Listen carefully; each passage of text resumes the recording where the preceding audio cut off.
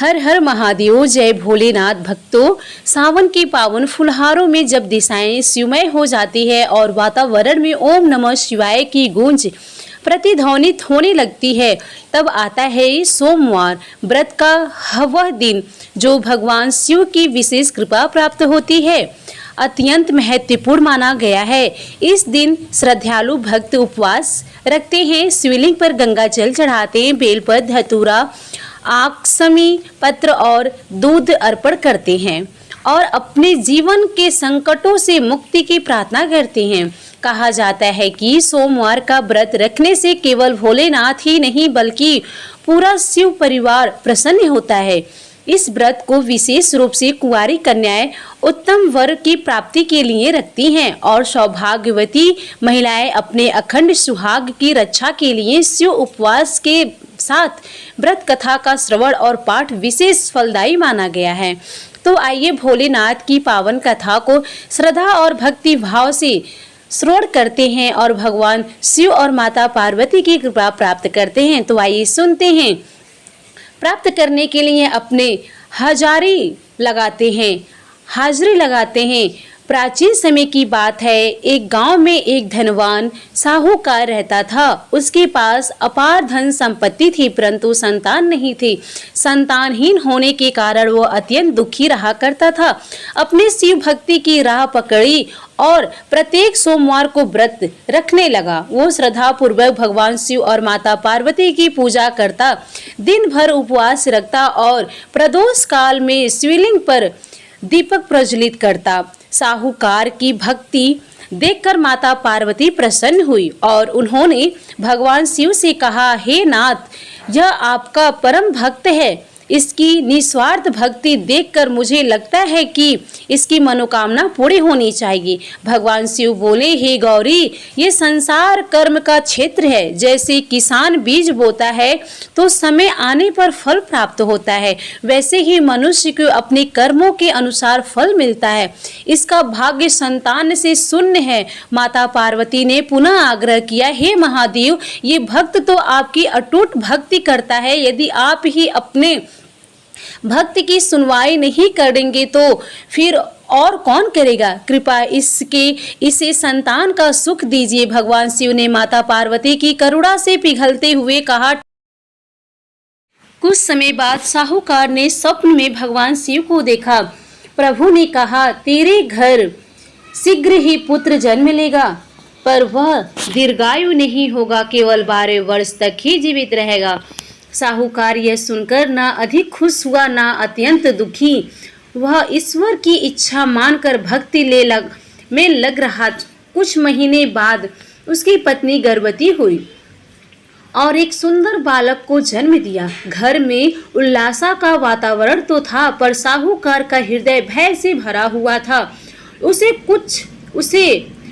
पुत्र की अल्पायु होने का ज्ञान था, पर उसने यह बात किसी से नहीं कही। समय बीतता गया। जब पुत्र 11 वर्ष का हुआ तो साहूकार की पत्नी ने उसके विवाह की इच्छा जताई, पर साहूकार ने इनकार कर दिया और उसे काशी शिक्षा ग्रहण करने भेजने का निर्णय लिया। उसने बालक के मामा को बुलाया, पर्याप्त धन देकर कहा, रास्ते में यज्ञ कराते हुए, ब्राह्मणों को भोजन कराते हुए काशी जाना।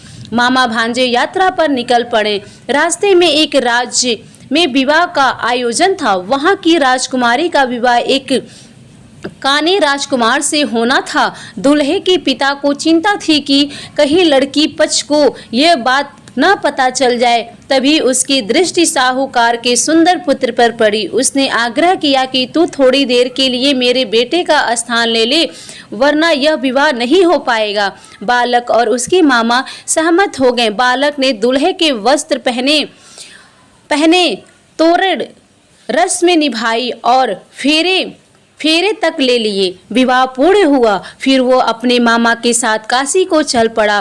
पर विवाह के बाद उसने राजकुमारी के वस्त्र पर एक संदेश लिख दिया, तुम्हारा विवाह मुझसे हुआ है, पर जिस व्यक्ति के साथ विदा कराएंगे वह एक आँख वाला है। मैं शिक्षा हेतु काशी मैं शिक्षा हेतु काशी जा रहा हूँ। जब राजकुमारी ने ये पढ़ा तो उसने विदा लेने से इनकार कर दिया। पिता से कहा, मेरा पति वो नहीं जो आप दिखा रहे हैं, मेरा पति तो काशी चला गया। राजमहल में हड़ताल मच गया। अत्यंत दुल्हे के पिता ने सच स्वीकार कर लिया और विवाह को अमान्य करा दिया गया।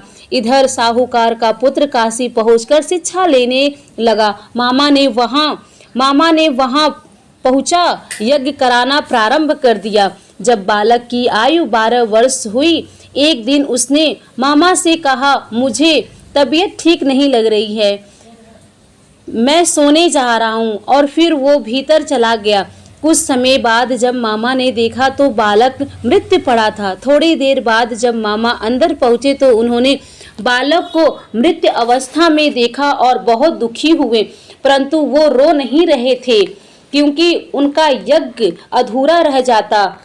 इसलिए मामा ने स्वयं को संभाला और वापस आकर यज्ञ की पूर्णाहुति में लग गए। उन्होंने संकल्प पूरा किया, ब्राह्मणों को विधि पूर्वक भोजन कराया और उसके पश्चात जब उन्होंने पुत्र अपने मृत्यु भांजे की ओर देखा तो वो स्वयं को रोक ना सके और जोर जोर से विलाप करने लगे। ठीक उसी समय उसी मार्ग से भगवान शिव और माता पार्वती विवाह करते हुए गुजर रहे थे। माता पार्वती ने किसी के रुदन की करुण ध्वनि सुनी और भगवान शिव से विनम्रता पूर्वक कहा, हे नाथ, कोई मनुष्य अत्यंत वेदना में रो रहा है, चलिए उसके दुख का कारण जानते हैं। तब भगवान शिव और माता पार्वती मामा के समीप पहुँचे और जब उन्होंने मृत्यु बालक को देखा तो स्वयं भी क्षण भर के लिए स्तब्ध रह गए, क्योंकि वह वही बालक था जिसे भगवान शिव ने साहूकार को वरदान स्वरूप पुत्र रूप में दिया था, परंतु केवल 12 वर्ष की आयु का जीवन काल निश्चित किया था। माता पार्वती ने करुणा से कहा, हे स्वामी, यह तो वही बालक है जो साहूकार की वर्षों की तपस्या से आपको प्राप्त हुआ था। आज उसकी आयु पूर्ण हो गई और वह मृत्यु लोक को प्राप्त हो गया, परंतु इसकी माता पिता की पीड़ा की कल्पना कीजिए। माता की करुणा से द्रवित होकर माता पार्वती ने हाथ जोड़कर भगवान शिव से विनती की, हे महादेव, यदि आपने इस बालक को जीवन दान दे दिया तो इसके माता पिता प्राण त्याग देंगे। कृपा करके इसे पुनः जीवित कीजिए। भगवान शिव ने माता पार्वती जी की करुणा याचना को सुनकर कहा, हे देवी, तुम्हारी करुणा से मैं प्रसन्न हूँ, अतः मैं इसे पुनः जीवित प्रदान करता हूँ। भगवान शिव की कृपा से बालक जीवित हो गया और जब मामा ने अपने भांजे को आंखें खोलते देखा तो वो आनंद से भर गए और ईश्वर को नमन करते हुए घर की ओर प्रस्थान कर गए।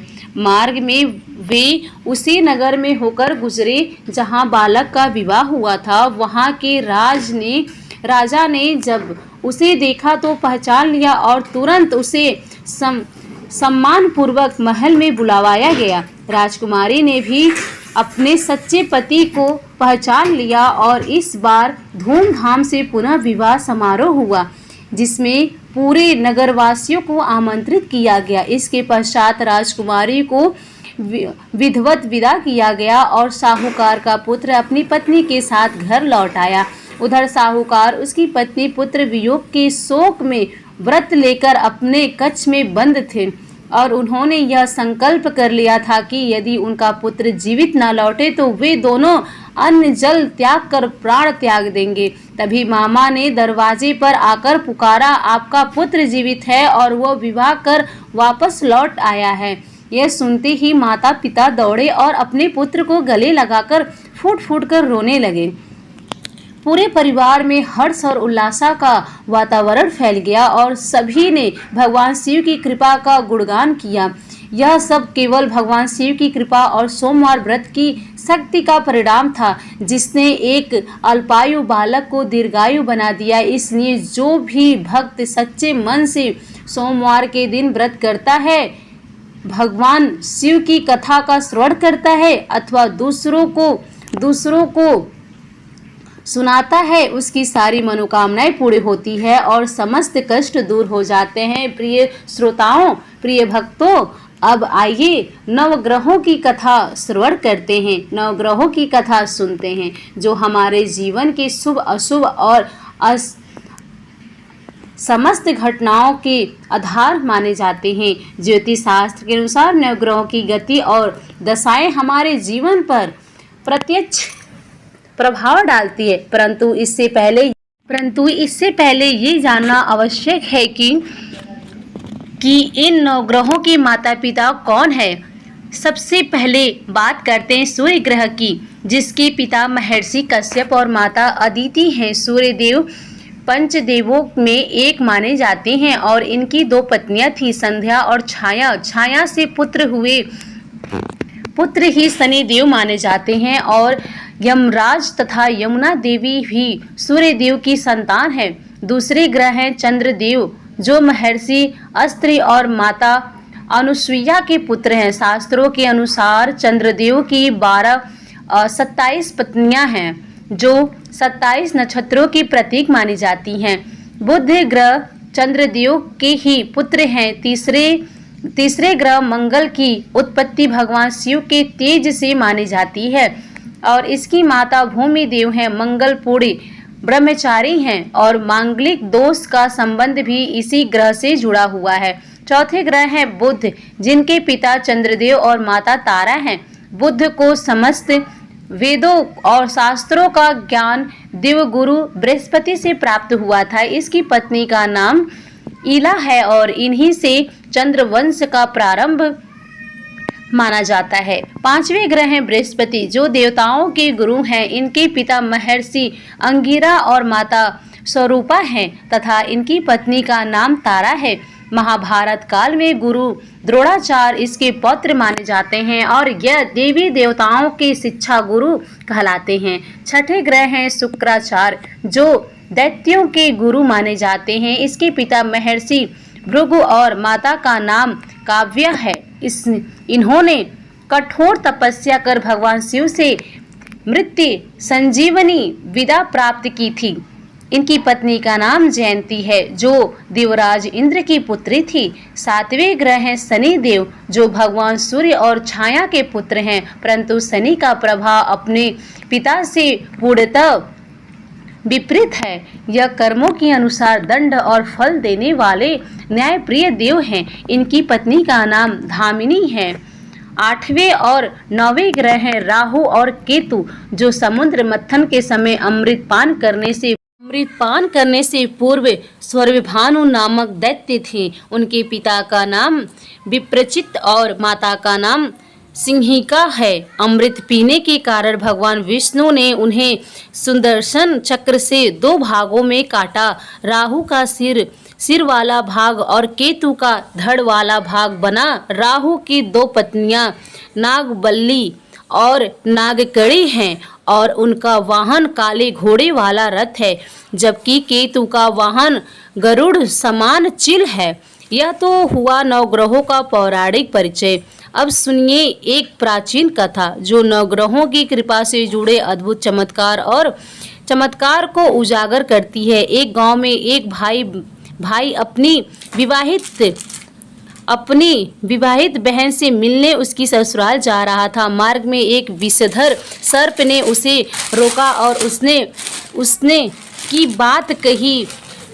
भाई बोला, हे नागदेव, मैंने कोई अपराध नहीं किया, कृपा मुझे जाने दे। मैं अपनी बहन से मिलने जा रहा हूँ, लौटते समय आप मुझे डस लेना। जब सर्प नहीं माना तो भाई बोला, आप मेरे थैले में बैठ जाइए, मैं लौटते समय आपका मृत्यु मुक्त कर दूंगा। सर्प राजी हुआ और थैले में बैठ गया। भाई ने बेलपत्र से थैला ढक दिया और बहन के घर पहुंचा और समय बहन नवग्रहों की कथा सुना रही थी। बहन ने भाई को बैठाया और कहा, पहले मेरी कथा पूरी हो जाने दो। और फिर उसने कथा सुनाई।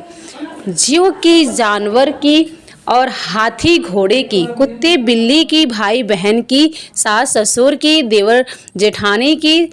चले 8 पग, आदमी चले 4 पग, सांप बिच्छू भंवरे सब अग्नि में जल जाएं। कथा पूरी होते ही बहन ने थैले की ओर इशारा किया और पूछा, भाई इसमें क्या लाए हो? भाई कुछ कह पाता इससे पहले ही बहन थैले अंदर ले गई और खोला। इसमें से बेलपत्र और फल संतरे निकल आए और सर्प एक दिव्य हार में परिवर्तन हो गया जो रत्नों से जड़ा हुआ था। बहन ने वो हार पहन लिया।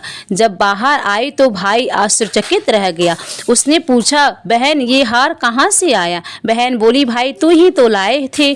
तब भाई ने सारी बात बताई और कहा, बहन ये तुम्हारी नवग्रह कथा ही महिमा है जिसमें मेरी मृत्यु को टाल दिया। कुछ दिन बहन के घर रहने के बाद भाई जब विदा होने लगा तो बहन बोली, तुम्हारे ग्रह भारी हैं, घर जाकर भाभी से कहो कि वो नवग्रहों की कथा कहें। भाई ने घर जाकर पत्नी से कहा, हम दोनों मिलकर नवग्रहों की कथा कहा करेंगे। तुम कहो तो मैं सुनूं, मैं कहूँ तो तुम सुनो। फिर जल चावल चीनी लेकर बैठ गए और कथा कही। जीव की, जानवर की, हाथी की, घोड़े की, कुत्ते की, बिल्ली की, देवरानी की, जेठानी की, सास ससुर की, जमाई बेटी की, भाई बहन की, सबसे ग्रह शांत हो जाए। घर चले 8 पग आदमी, चले 4 पग सांप बिच्छू भरवे, सब अग्नि में जल जाएं। इस प्रकार जो कुछ भी नवग्रहों की कथा श्रद्धा से करता है, सुनता है, उसके जीवन से सारे संकट, बाधाएं और दोष दूर हो जाते हैं। ग्रहों की शांति बनी रहती है और जीवन में समृद्धि आती है। प्रेम से बोलिए, जय नवग्रह देवता, जय भोलेनाथ। यदि आपको ये कथा महापुण्य और ज्ञानवर्धन लगी हो तो कृपया इसे लाइक करें, अपने प्रियजनों से शेयर करें और कमेंट में अवश्य लिखें हर हर महादेव, ताकि आपके जीवन में भी नवग्रहों की कृपा बनी रहे। हमारे चैनल को सब्सक्राइब करें और ऐसे ही पौराणिक कथाओं को सुनने के लिए चैनल